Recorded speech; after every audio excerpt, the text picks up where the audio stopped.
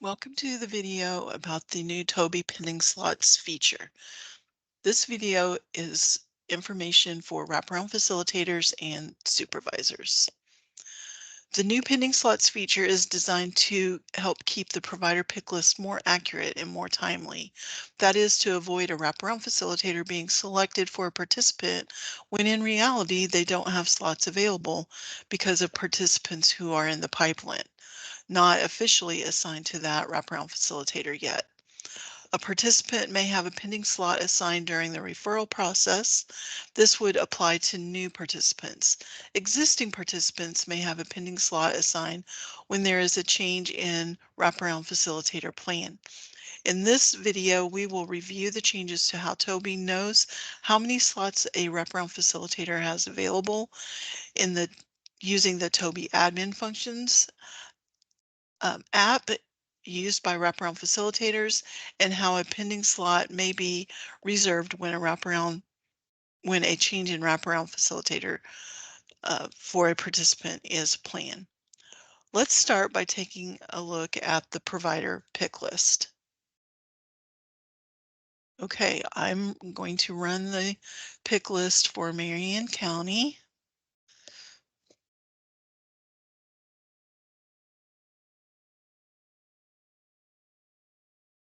For the service of wraparound facilitation. So I'll view the report.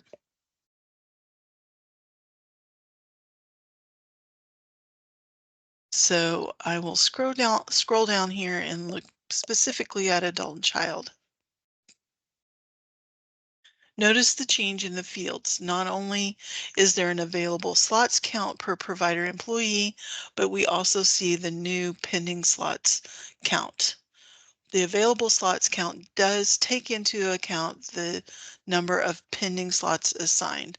So here we have Deb Audie Allison, who has one available slot, and that takes into account this pending slot that is assigned to her. The available slots count does not, like I said, it does take into account the pending slots assigned.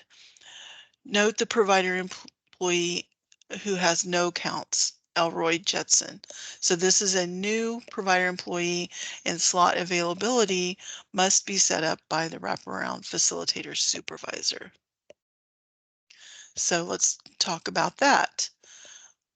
Let's go over to Toby and let's change to the Toby admin app.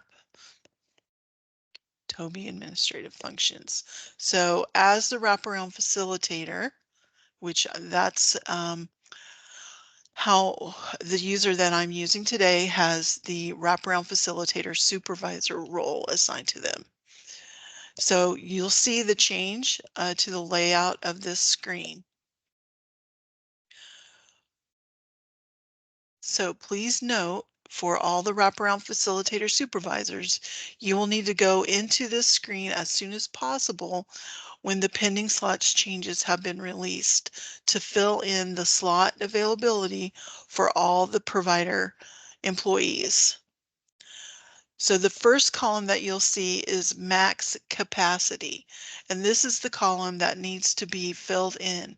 You'll put in the maximum number of CMHW participant the provider employee can manage. So I've pre-filled in all of the other ones here, and we just have Elroy, our new provider employee, to fill in. Okay, so I'll say Elroy can take 10 CMHWs. So the currently assigned column will automatically populate by the system, and it's going to count the number of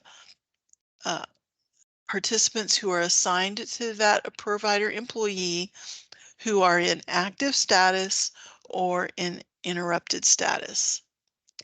Then the pending slots column is going to count it's going to be populated with the number of participants who have a pending slot identified for this provider employee either during the referral stage or when a change in wraparound facilitator is planned. So that's the pending slots that will automatically be populated based upon those other actions.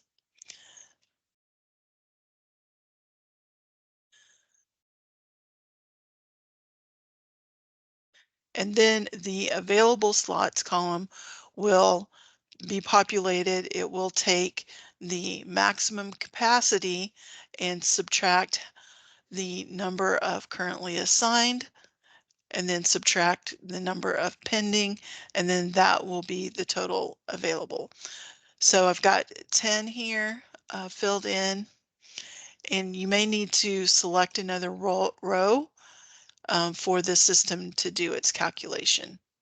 So now we show that Elroy has no uh, participants assigned, no pending, no participants with identified as pending slots, and so the total available is 10. Please note that if you put in a number that's higher than 12 in the max capacity, the system will automatically change it to 12. So no more than 12 is allowed as max capacity.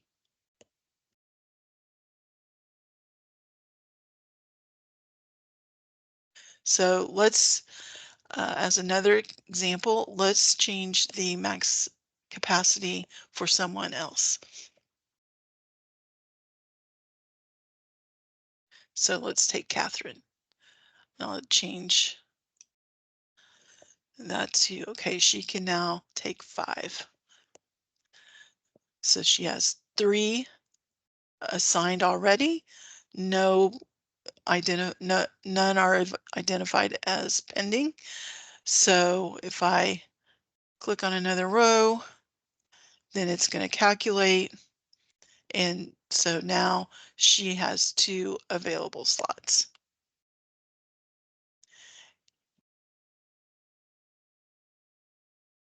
And then let's look at someone else. Kegan Davis here, he has 12 as his max capacity. He has 11 currently assigned and 1 identified as a pending slot. So that leaves him with 0 available slots.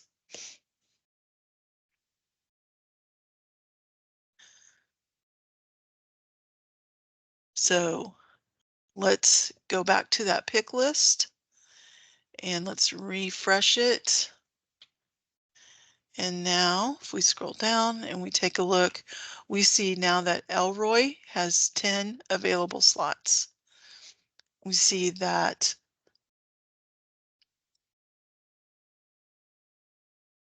Catherine is not showing up on here. Sorry, not a good example.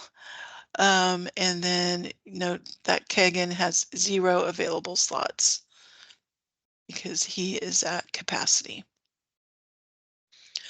But you can see that the pick list will be pretty up to date in reflecting the number of available slots for the person.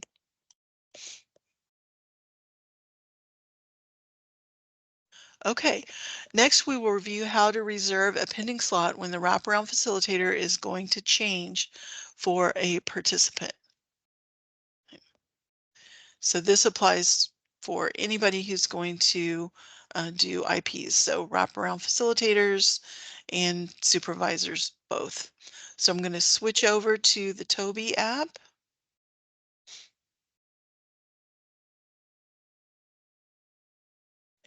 And I'm going to be working on Cindy Brady.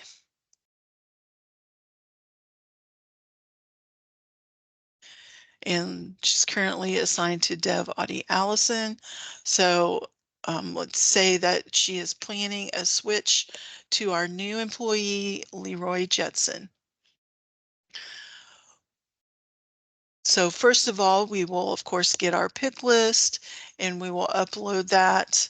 So I'm not going to demonstrate that. You know how to do that. Um, so you'll attach that to the notes section of the participant. Um, and then we will go to the intervention plans.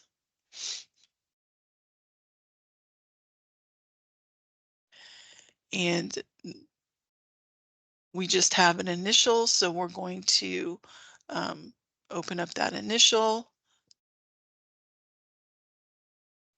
And we're going to copy this plan, just like we would do an update normally.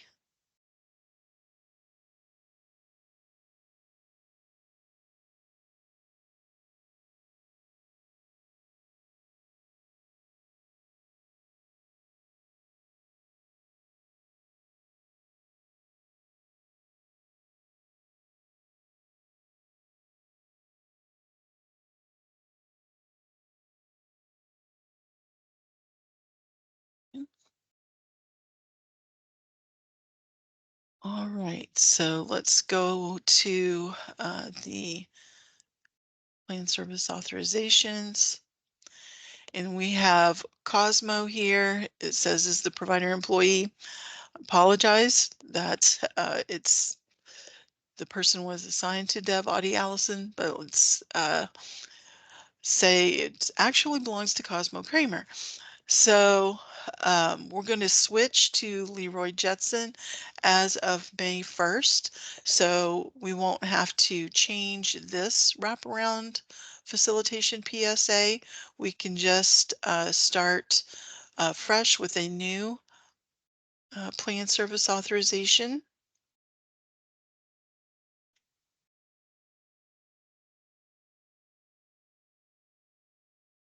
And so we will do wraparound facilitation. And we're going to start it May the 1st. And it's going to be for the 3 months, May, June, and July. We'll say that we uploaded the pick list, and we'll say switching to Leroy, and whatever else is appropriate to put in the comment. We will choose the provider, adult and child. I'm going to choose Leroy. Okay, hopefully this will resume. We're actually looking for Elroy, not Leroy. So we'll choose Elroy. And there is a new field here called change in WF. So since we are changing the wraparound facilitator, we're going to change this to a yes. So it does default to no, so you will have to change it to yes if you are making a change.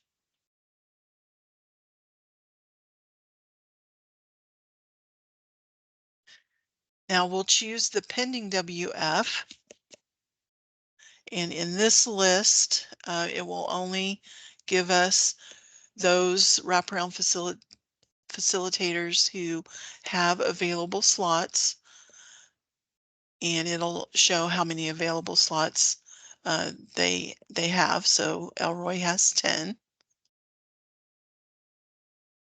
And then it fills in a date pending. That's always today's date, and you can't change it.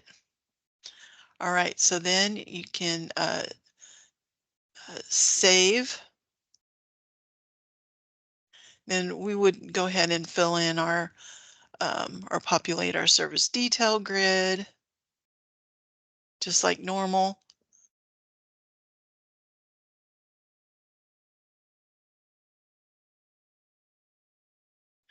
Create the service details, and then we can save and close.